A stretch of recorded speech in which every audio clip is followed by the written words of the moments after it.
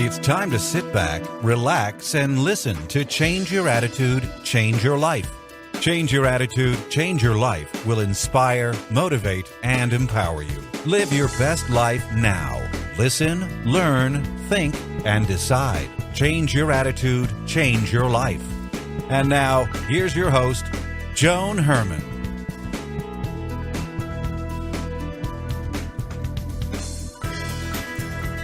Welcome to Change Your Attitude, Change Your Life. I'm Joan Herman. Thanks for tuning in. Change Your Attitude, Change Your Life brings you interviews with some of the most inspirational and influential people in the world. It's our goal to educate and empower you so you can live your best life now.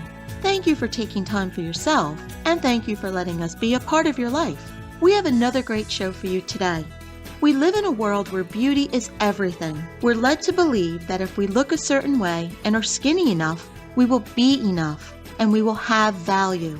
Most of us know that these messages are wrong, but knowing something and believing it don't always go together.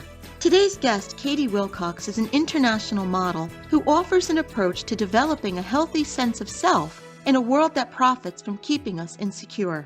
Katie was once characterized as a plus-size model when she was at a healthy weight for her height. She has an insider's view into the false world of advertising and the tragic effect it is having on body image and overall self-esteem. Katie is the author of Healthy is the New Skinny, Your Guide to Self-Love in a Picture-Perfect World. Welcome, Katie. Thank you so much for joining us. Thank you so much for having me. I'm so excited to be here and to share a little bit about the book and what I've learned. I'm very excited. Well, Katie, your messaging, it really resonates with me because me, like every other woman, I grew up with the messaging that our value comes from our bodies and that we must keep those bodies small. And like just about every other woman, it's had an impact on my life. I've struggled with my weight and my self-esteem has suffered because of it. So I can relate to everything that you say. And I think it's worse today, though, because the messages are everywhere. And you've been on the inside of that. So what is the false advertising message that we're being fed about what is beautiful? Well, I think this is even deeper than what is beautiful. I think, in the media right now, we're talking a lot about body types. Like, we want to see diversity in the media. We want to see different body types. But really, that's actually just going along with the same idea that our bodies need to be valued in order for us to be valued.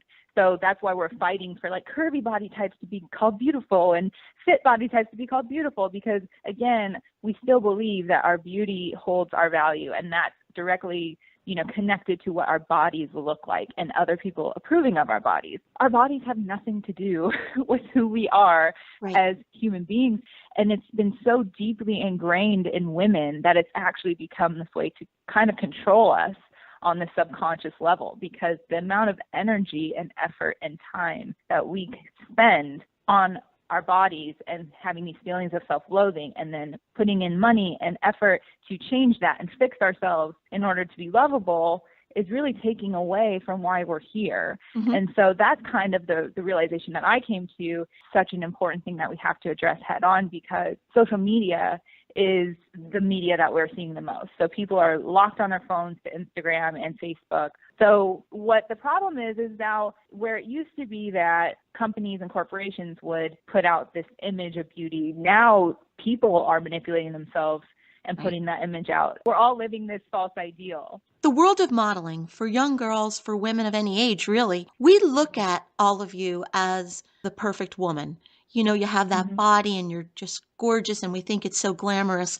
But is that what it's really like? Tell us a little bit about the pressures that are put on all of you and the unrealistic expectations. When I see models portrayed in the media, it's so funny to me because I'll even see certain girls that I know being portrayed in a way that I'm like, that's not real. Like, their body doesn't look like that. They're not even happy with themselves. And that's where I was like, I've really seen both sides and I've felt both sides myself.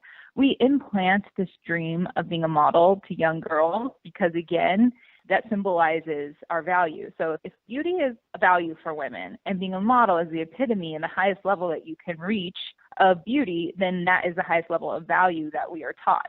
So that's why subconsciously all of us in our minds are like, oh, I just really wish I could be a model, not actually knowing what a model is.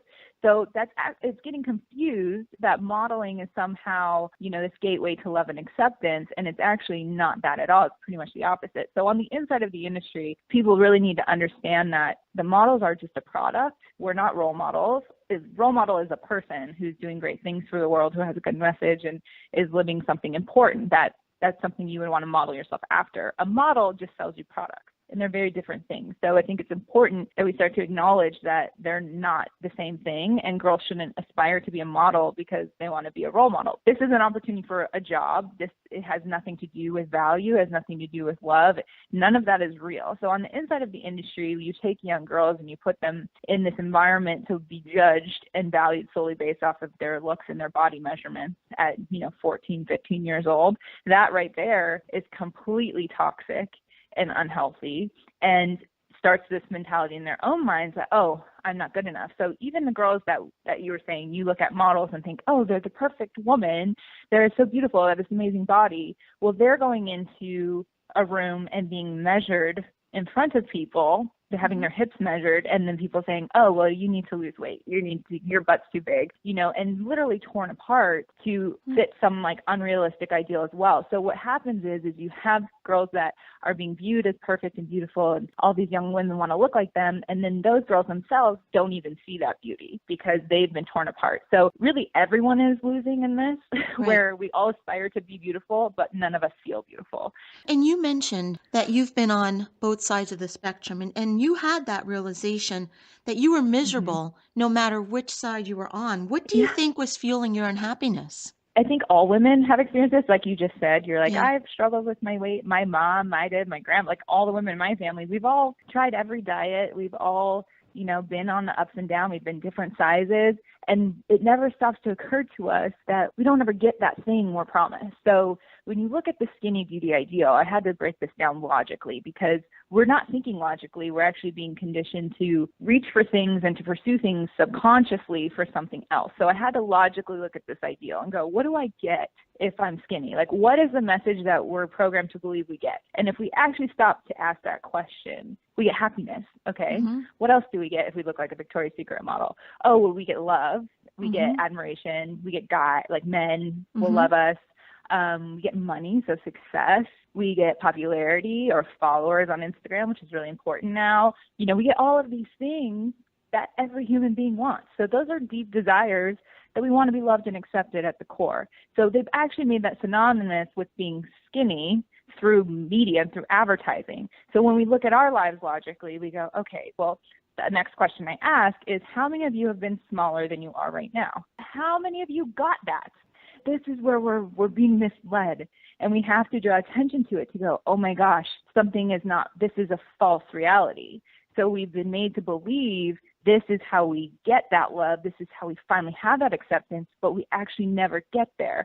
And the reason for that is on purpose, and we have to acknowledge that as well. If we can never get there, we're a hamster on a wheel, and we're going to be spending money every time that wheel goes around because we're trying the new diet, we're getting this workout plan, we're doing all of these things for all the wrong reasons, just hoping to be enough.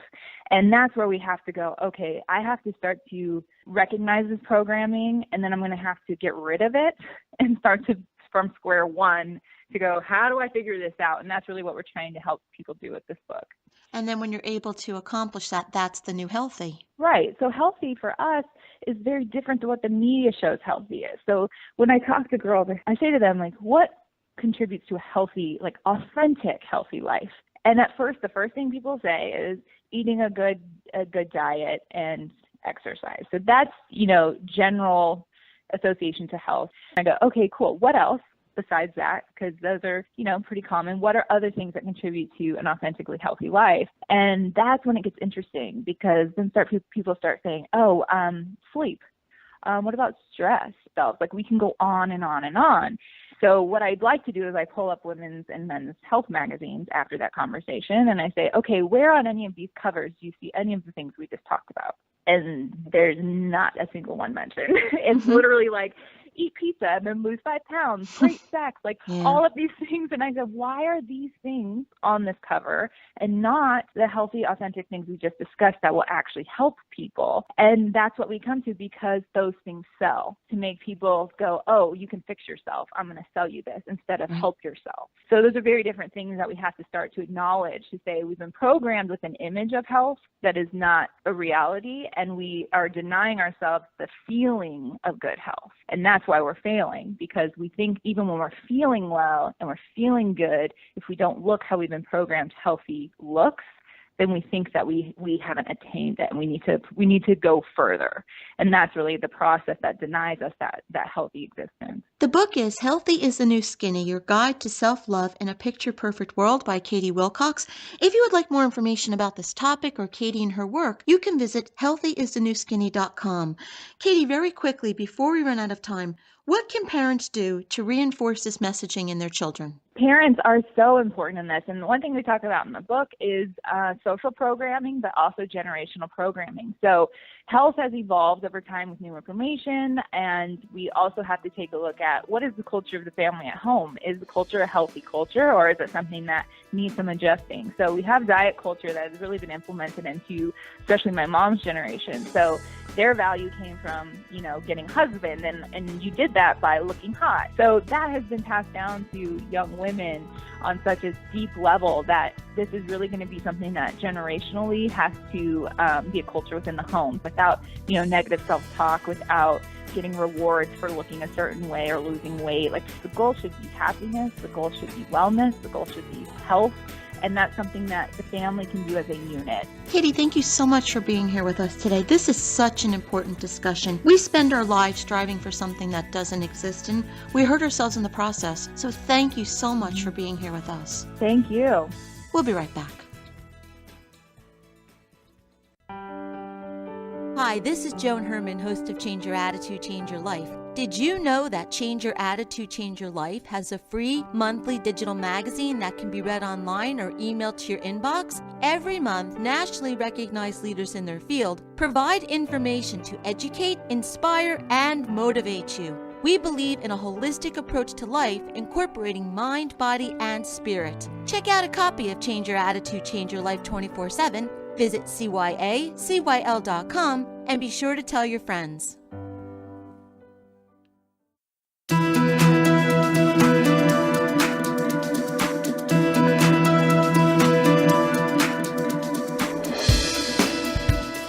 Thank you for joining us. I hope you found the show informative. At Change Your Attitude, Change Your Life, we believe that knowledge is power. Take what you've learned, apply it, and live your best life now. Remember that the information provided are the opinions of our guests and should never replace the advice of a professional who knows your personal situation. If you'd like more information, visit our website, cyacyl.com. While on the site, listen to past shows on demand, read our digital magazine, take part in the book club, check out our team, and be sure to follow the show on social media. Until next time, this is Joan Herman. Thanks for tuning in.